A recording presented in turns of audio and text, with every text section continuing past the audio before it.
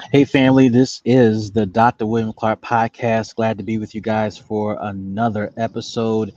We're coming today live to talk about the four keys of writing a grant. And for business owners and individuals leading nonprofits, people who are interested in this stuff, even college students who are prepping for returning back to college or going for the first time, want to share a couple of thoughts with you about raising money through grants and just some things to think about. And I am excited about this opportunity that we're going to share with you today. And as we jump into this topic today, I want to encourage you to visit us at drwilliampclark.com, our official sponsor of this podcast. Again, it's drwilliampclark.com. And I really want you to check out and register for our latest course, Fundraising Basics for Nonprofits. And so the details we're going to share with you today in our podcast, you can certainly get even more detail, get into the depths of it all even further in this course. It's an easy to take course with a lot of great information, a lot of nuggets that you can use starting today as soon as you register. So if you want to get into that course, we have it available to you, Fundraising Basics for Nonprofits, and you can go and register at drwilliampclark.com. Now, I want to share the four keys of grant writing, and just want to share these high level thoughts with you as we're navigating this information. So I want to get ready and share our screen here and get this information over to you. So for those who are listening to the podcast, you can certainly watch this wherever you are connected with me on social media, Facebook, Twitter, LinkedIn, Instagram, and or YouTube, and you can watch this particular presentation here. So let's see here. How do we get this going? I want to share this with you all. All right, there we go. All right. So now you can see my full screen, and here are the four keys I want to share with you. The first key to writing a grant is to start with your template. Now, this is something we talk about with our customers quite a bit when they decide to hire our team to help them with grant writing, whether it's on a retainer basis or for a single project. We believe deeply in the importance of having a template. We call it a master grant application.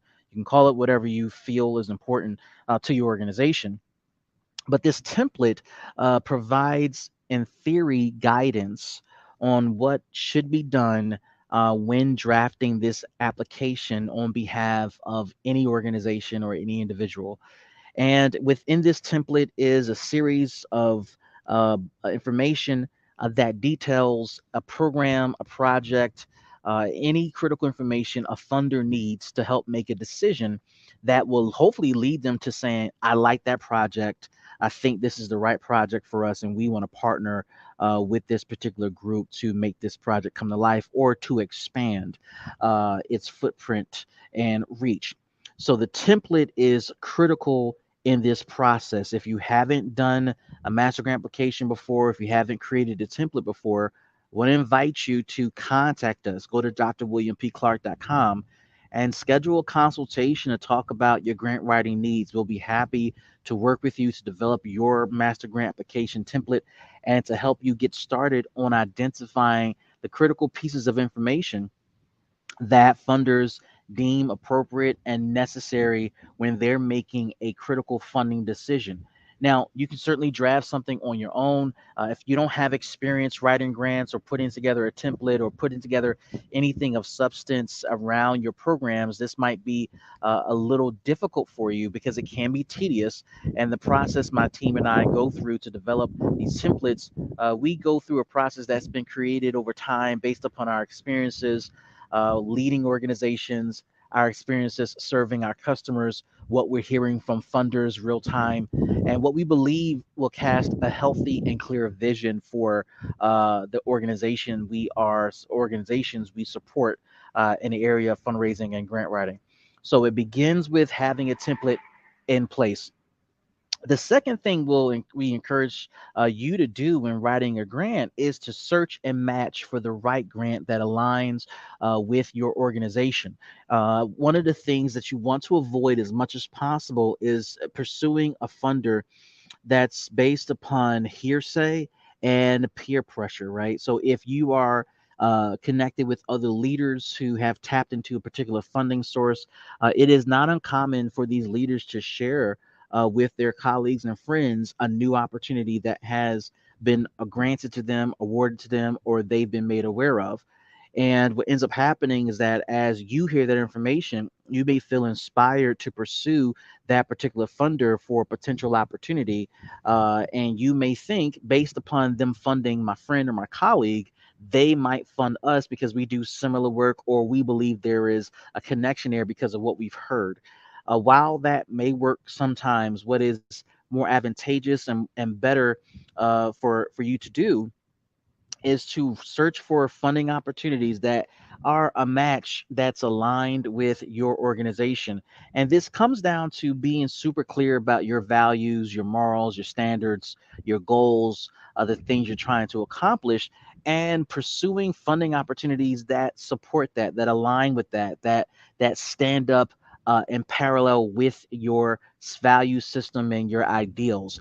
I can't tell you how many times we've worked with clients who have pursued projects funding from specific funders that who did not have similar values. And we're not just talking about top line values in terms of the customers you serve and what you envision in the community. It can be even more granular and more detailed, particularly around philosophy, around fund management, what they will fund. Will they only fund project operations, but won't fund administrative costs, which are part of operating a program?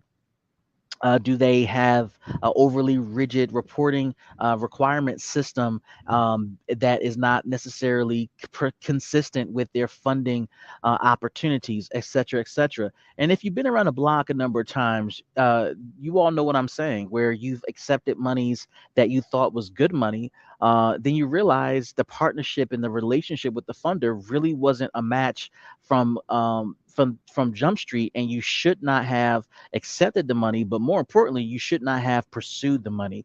And so, for those who are new in the grant writing game or new to nonprofits, you may not understand how that shows up and what it looks like, but it does matter that you do a search, you do a match based upon the information you have available. And as you're going along the journey of writing a grant, if you're able to touch base with the funder or a representative of the foundation to kind of talk about your project, the opportunity, the application, and to really learn more about the internal philosophy and values of the organization, it's going to be helpful in helping you develop your approach and to make your decision around matching the grant with the opportunities that you're trying to get funded.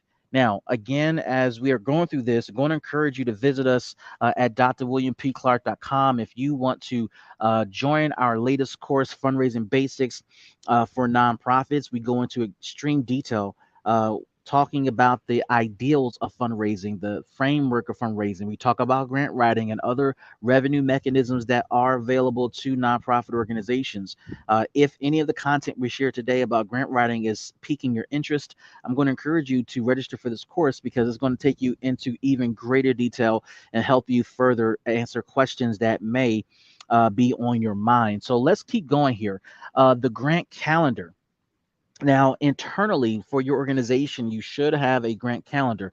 This is, a document that says we're pursuing these funding opportunities and they are due on this date. Now, once you populate that information, I am going to encourage you to have a grant writing calendar set up that encourages you, team members, etc., to start the writing process of the grant days or weeks, sometimes months in advance. Grant writing comes down to just the effectiveness of your internal writing processes or strategies. And a lot of times I find that nonprofit organizations tend to start the grant writing process the same week, several days before the grant is due. Sometimes it's because they just found out about the I found out about the opportunity, and that happens. And in other cases, it's because the organization doesn't have capacity to get a jump start on the writing process. So when organizations hire my team and I, one of the things that we focus on is starting the grant writing process 45 to 60 days before its due date. It doesn't matter how simple the grant application is, allegedly, or the low value of the grant. uh, we believe in just starting ahead of schedule. Why do we do that? We do that for a couple of reasons. One, we know life happens to our customers and to our staff, so this buffer time creates kind of an open opportunity for us to prepare for for situations that may cause delays. Number two, we don't know the other priorities that are on the desk of our customers. And besides managing life, they're managing a business, they're managing staff, they have other competing projects that may pop up. And because of that, we try to have this buffer. Emergencies happen in the organization, with the board, with the staff, with finances, etc. And what gets pushed aside is the writing process, the review process, the editing process, etc. So we believe in a 45 to 60-day window to start the writing process. And then we build out a plan for every grant we write that follows a standard procedure for writing the grant, from the research, the re-researching, the reaffirming of its match, to the writing, the uploading, the editing, the process of finalizing content, the submission, the budget, the attachments, etc. Everything has a plan, but it all begins with the grant calendar. One of the things I'll say about the grant calendar is if you feel that a particular due date is just too tight because of current circumstances, it's probably better to not pursue an opportunity than to try to cobble something together under duress, and it's not your best work, you don't feel good about it, or it created even more stress within you and the organization. So the grant calendar gives you perspective. It gives you the opportunity to project out how to spend your time and budget your time. Now, the fourth key to writing a grant is to execute on the three previous things we listed: template, search and match, grant calendar. Follow the plan, follow the process, stay the course. This is critical. I have seen in way too many cases nonprofit organizations develop plans, strategic plans, project plans, action plans, grant writing plans, etc., and they don't follow the process. They get bored with the process, they get distracted by the process, they get distracted by other things, and they avoid, in one way or another, staying true to the journey of writing grants. And I want to push back on that, right? We believe as a consulting company in the importance of staying true to the process. Well, why is that? Well, when we stay true to the process, we are at least putting ourselves in a position to get consistent results as often as we possibly can. So regardless of what's happening in or around our customers, regardless of what's happening in around our staff and our team, the processes we have created and built to write grants really puts us in a position as much as possible to write grants consistently, to be on schedule consistently, to have a consistent process to review, to edit, to upload documents, gather documents, put together budgets, etc. And I can't stress enough the importance of having those systems in place, utilizing those systems, executing on those systems, and repeating. What we've learned as customers have hired us to help them is that they are missing processes more than anything else. They're missing management of the processes. They're missing plans that guide the process. They're missing procedures that guide the grant writing process.